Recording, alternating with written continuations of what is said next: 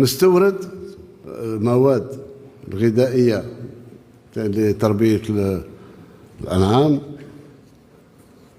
ونستورد اللحوم في نفس الوقت.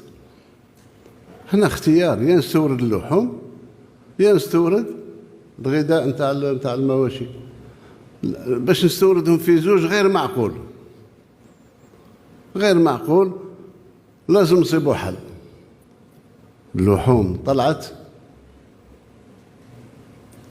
وبالتقريب كثير من الناس يجهزوا نفوسهم إلا للعيد، وحتى في العيد كانت فيه نداءات. أنا سميت ودنية ما نسمعش النداء هذا باش يقولك استورد لنا باش نذبحوا في العيد.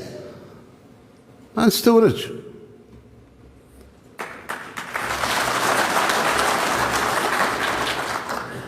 فيه دول أضعف منا